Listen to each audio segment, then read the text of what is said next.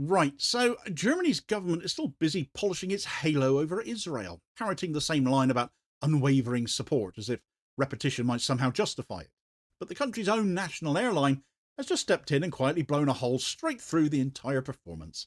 Lufthansa Cargo has suspended all military and security related shipments to and from Israel, citing export control law and sanctions that make the route impossible independent of routing, and that they dropped that little bombshell at the exact moment the German Chancellor Friedrich Merz just happened to arrive in Tel Aviv to promise yet more loyalty.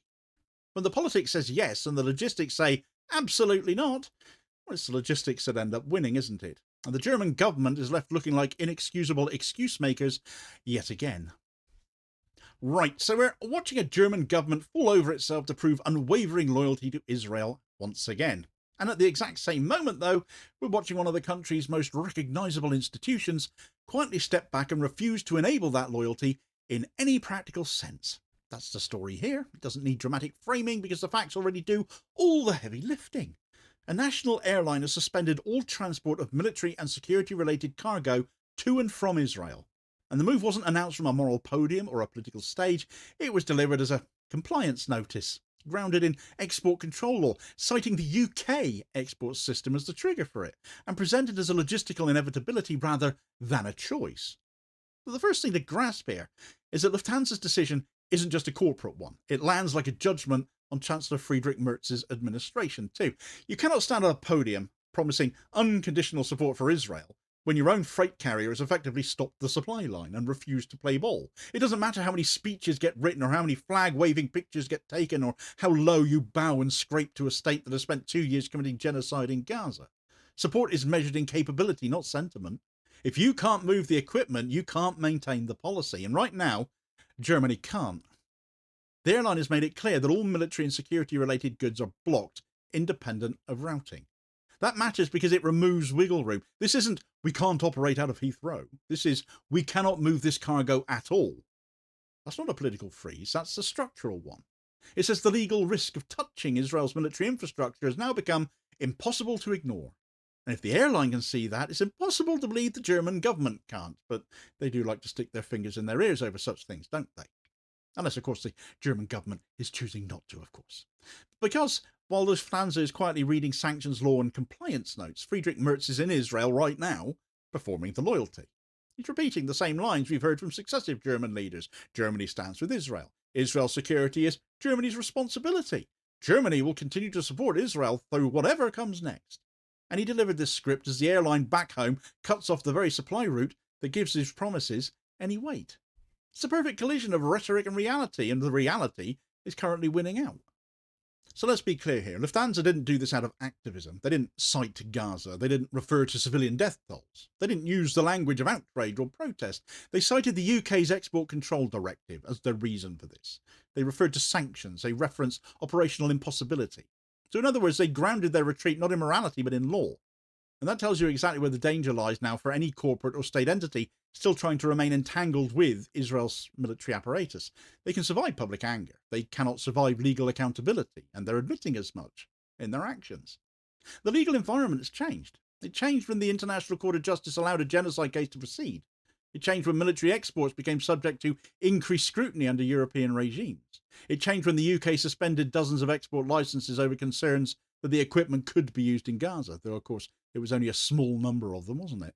It changed when the German government itself halted approvals for equipment that could be used in that same campaign, though of course they've gone to great lengths now to lift those restrictions. Stockholm, Brussels, Dublin, Madrid, everyone's been tightening the screws around Israel's conduct across Europe. And once that structural pressure began, well then every logistics chain, every insurer and freight carrier and subcontractor and transport partner, they had to reassess his exposure. And that's what Lufthansa's done. They've reassessed. The German government pretended it didn't need to. So that's where the humiliation really comes in.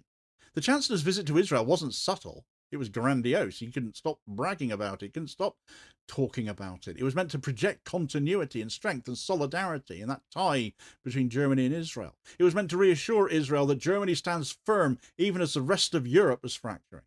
But while he was shaking hands and offering commitments, the airline that actually moves the goods was back in Frankfurt telling its clients no military shipments to Israel are possible anymore.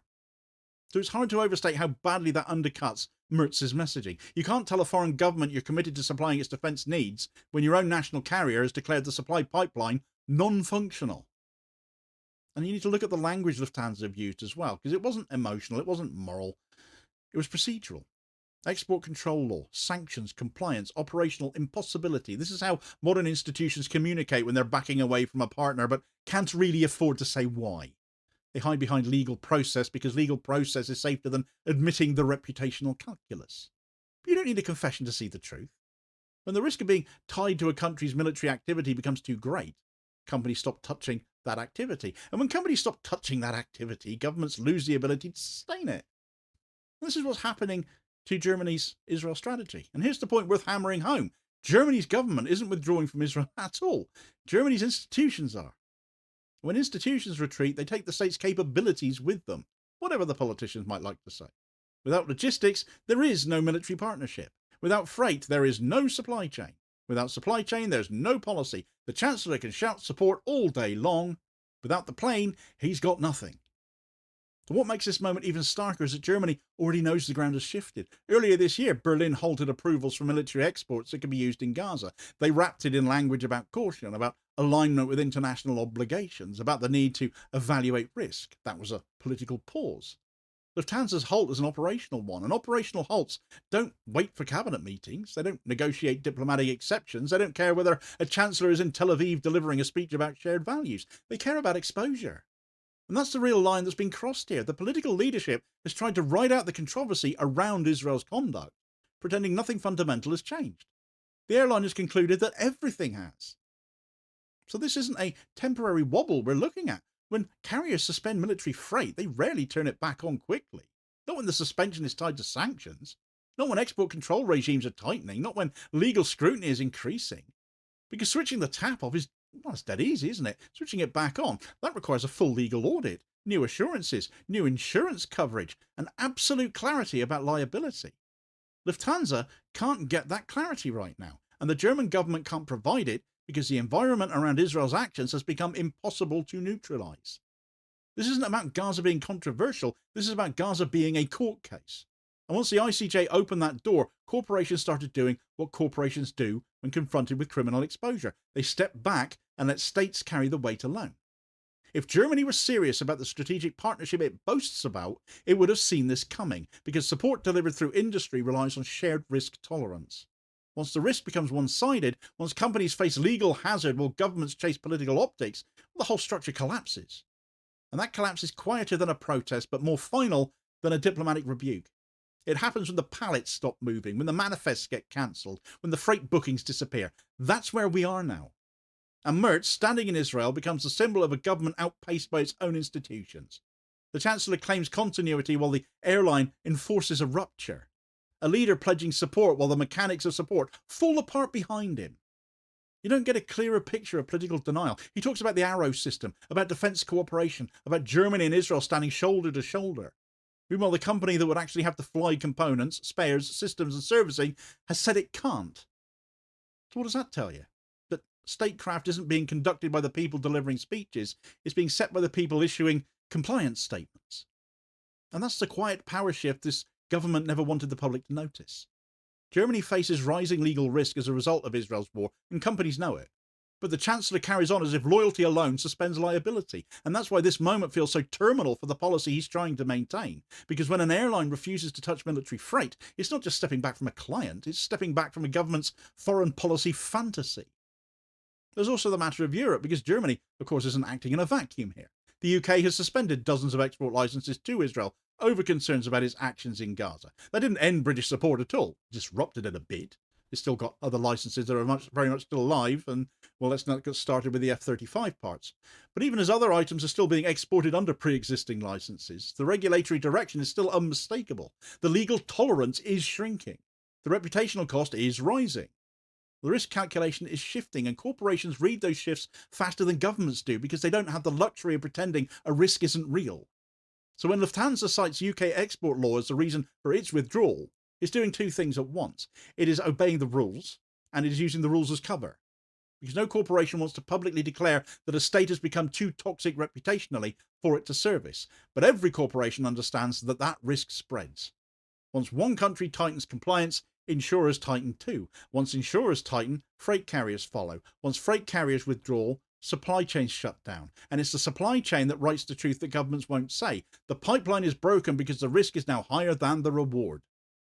Germany can still posture about solidarity, but even Germany knows that solidarity has limits. And Lufthansa just showed where those limits are. Not in speeches, but in law. Not in diplomacy, but in freight. Not in sentiment, but in exposure. And this is why the embarrassment lands so hard on Merz.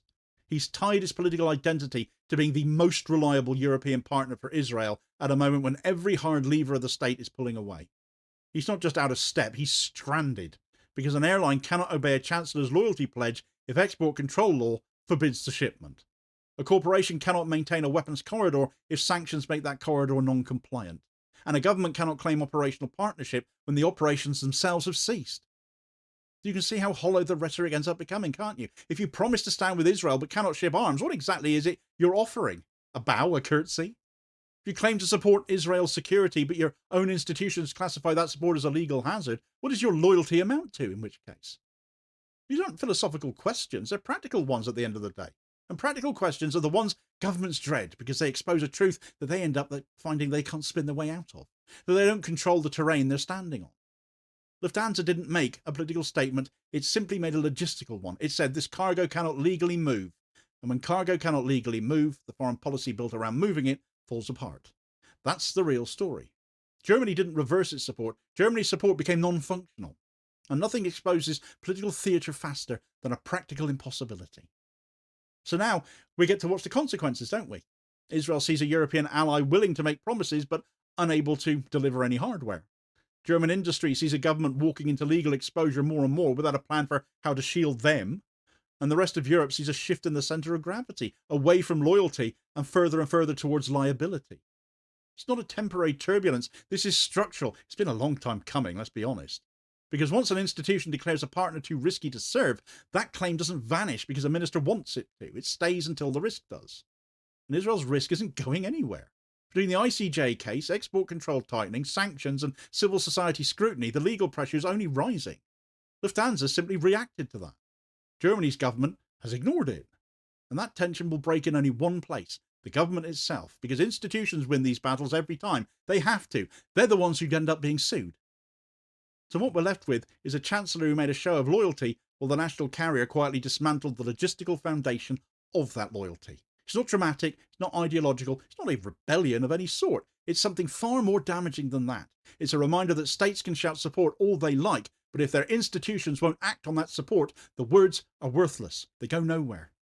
Germany's Israel strategy didn't collapse because of politics. It's collapsing because the freight label changed from deliverable to legally impossible. And when a policy becomes impossible, it becomes irrelevant. Germany can claim unwavering support all it's like. Lufthansa read the law. Only one of them can possibly be right. This is all the more embarrassing for Merz, of course, when he made such a big thing of citing the erstwhile ceasefire in Gaza and Trump's farce of a peace plan as grounds to restore full arms sales to Israel. Better find another plane, it seems. But get the details of that story and how that fell apart before Lufthansa had said a thing right here. Please do also hit like, share and subscribe if you haven't done so already, so as to ensure you don't miss out on all new daily content, as well as spreading the word and helping support the channel at the same time, which is very much appreciated. Holding power to account for ordinary working class people. And I'll hopefully catch you on the next one. Cheers, folks.